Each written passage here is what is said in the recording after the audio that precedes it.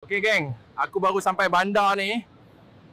Bau roti canai dah mula masuk hidung.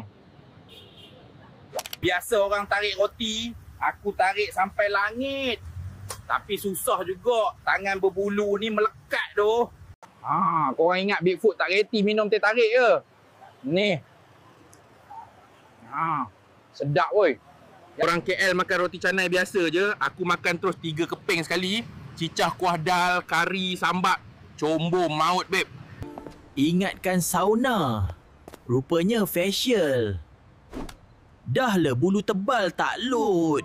Dulu orang takut aku, sekarang tengok awek KL pun cair. Jangan jelas bro, cinta tu buta. Deng teh berbulu pun tak kisah.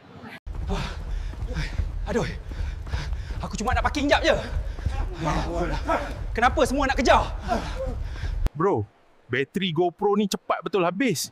Aku baru lagi 3 tingkat je tadi. Ada jual tak bateri tahan tahap Bigfoot? Wah. Ni mall ke gua? Rasa macam dalam gua tapi ada aircon.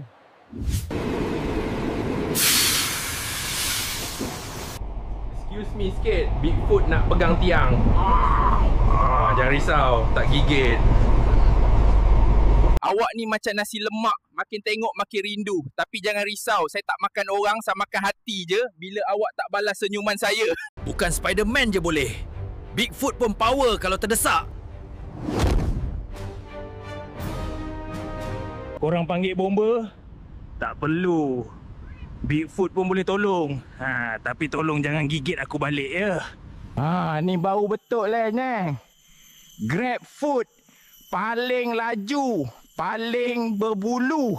Jangan lupa like dan subscribe guys. Kita pun nak try jadi content creator.